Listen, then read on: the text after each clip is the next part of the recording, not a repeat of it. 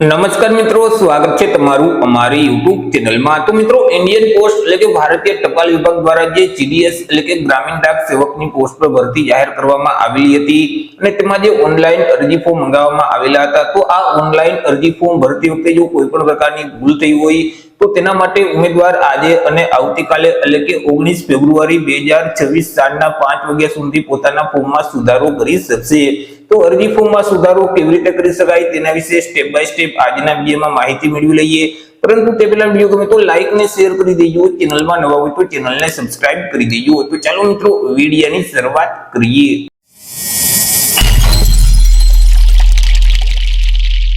તો સૌથી પહેલા તો મિત્રો, તમારે તમારા મોબાઈલમાંથી અથવા તો લેપટોપ કે પીસી માંથી કોઈ પણ એક ઇન્ટરનેટ બ્રાઉઝરને ઓપન કરવાનું રહેશે અને ત્યાં તમારે ટાઈપ કરવાનું રહેશે ઇન્ડિયન પોસ્ટ। જેવું તમે ઇન્ડિયન પોસ્ટ ટાઈપ કરી તમે તેને સર્ચ કરશો એટલે ટપાલ વિભાગની ઓફિશિયલ વેબસાઇટ તમને સૌથી પહેલા જોવા મળશે www.indianpost.gov.in। તો તે વેબસાઇટ ઉપર તમારે ક્લિક કરી દેવાનું રહેશે એટલે ઇન્ડિયન પોસ્ટની જે ઓફિશિયલ વેબસાઇટ છે તે ઓપન થઈ જશે। એ મિત્રો, જે ઓપ્શન આપેલ છે તેમાં વેકેન્સીનો જે ઓપ્શન છે તેના ઉપર તમારે ક્લિક કરવાનું રહેશે। ત્યાર પછી અહીં જે ઓનલાઈન જીડીએસ રિક્વાયરમેન્ટનો ઓપ્શન છે તેના ઉપર ક્લિક કરશો તો આ મુજબની એક સ્ક્રીન છે તે જોવા મળશે। તેને વાંચી ક્લિક હિયરનો ઓપ્શન છે તેના ઉપર તમારે ક્લિક કરી દેવાનું રહેશે એટલે મિત્રો અહીં જે જીડીએસ નું નવું પોર્ટલ છે તે ઓપન થઈ જશે। અહીં મિત્રો, ફોર્મમાં સુધારો વધારો કરવા માટેની જે છેલ્લી તારીખ છે તે 19 ફેબ્રુઆરી 2026 છે। 19 ફેબ્રુઆરી એટલે કે આવતીકાલે સાંજના 5 વાગ્યા સુધી તમે તમારા ફોર્મમાં સુધારો કરી શકશો। તેના માટે અહીં તમારે લોગિન કરવાનું રહેશે। સૌથી પહેલા તો તેના માટે અહીં જે ક્લિક હિયર ટુ રજીસ્ટર અથવા એપ્લાય નો ઓપ્શન આપેલ છે તેના ઉપર તમારે ક્લિક કરી દેવાનું રહેશે। કેન્ડિડેટ લોગિન નો ઓપ્શન આપેલ છે તેના ઉપર ક્લિક કરી પ્રોસીડ ટુ લોગિન નો ઓપ્શન આપેલ છે તેના ઉપર તમારે ક્લિક કરવાનું રહેશે। તમારા જે રજીસ્ટ્રેશન નંબર એટલે કે યુઝર આઈડી નંબર છે તે આઈડી નંબર આ બોક્સમાં ટાઈપ કરી દેવાના રહેશે।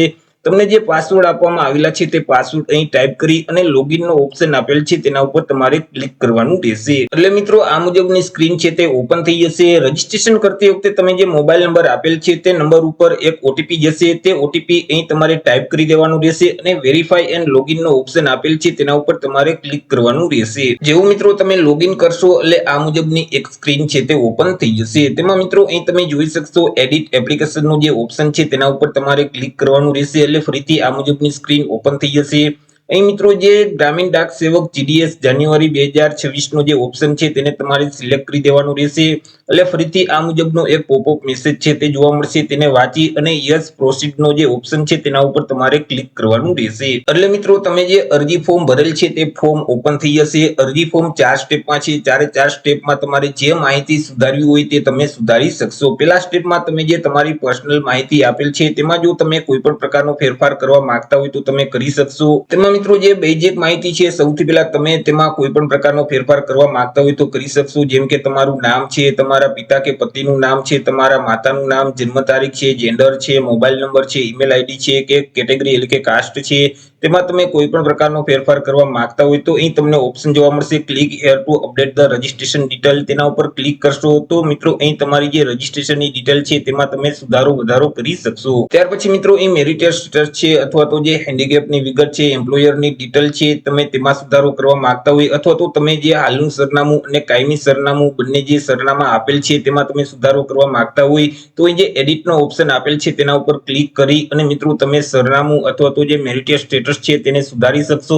તમામ વિગત સુધારાઈ જાય એટલે અહીં જે નેક્સ્ટ નો ઓપ્શન આપેલ છે તેના ઉપર તમારે ક્લિક કરી દેવાનું રહેશે અથવા તો જે પેલું સ્ટેપ છે તેમાં તમારે કોઈ પણ પ્રકારનો ફેરફાર નથી કરવો તો ડાયરેક્ટ તમારે નેક્સ્ટ ના બટન ઉપર ક્લિક કરી દેવાનું રહેશે।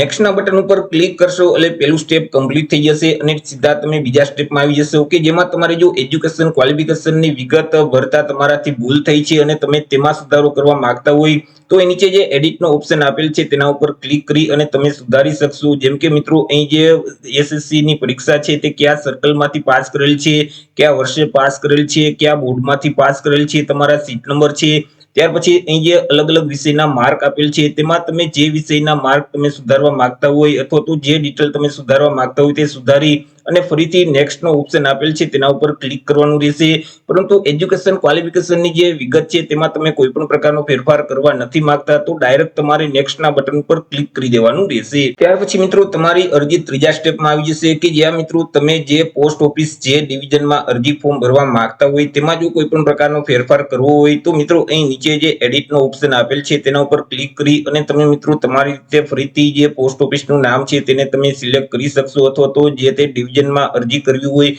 તે ડિવિઝનને તમે બદલાવી શકશો।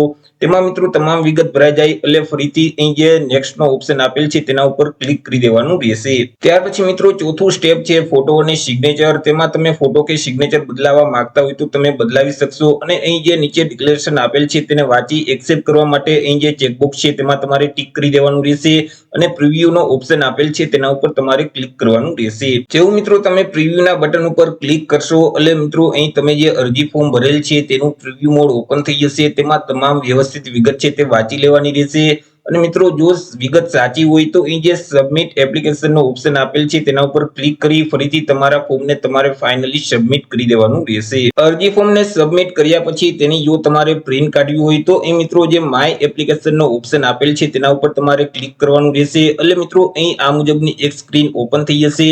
તેમાં અહીં જે ડાઉનલોડ પીડીએફ નો ઓપ્શન આપેલ છે તેના ઉપર તમે ક્લિક કરશો તો તમે જે નવી અરજી કરેલ છે તેની પીડીએફ ફાઇલ ડાઉનલોડ થઈ જશે। તો એ રીતે મિત્રો તમે જે જીડીએસ માં અરજી ફોર્મ ભરેલ છે અને ફોર્મ ભરતી વખતે જો કોઈ પણ પ્રકારની ભૂલ થઈ હોય તો તમે મિત્રો જાતે ઓનલાઈન સુધારી શકો છો। તો આશા રાખું છું વિડીયો પસંદ પડ્યો હશે। વિડીયો પસંદ પડ્યો હોય તો લાઈક અને શેર કરી દેજો। ચેનલમાં નવા હોય તો ચેનલને સબસ્ક્રાઇબ કરી દેજો। તો મળીશું એક નવા ટોપિક સાથે એક નવા જ વિડીયોમાં। ત્યાં સુધી જય હિન્દ, વંદે માતરમ।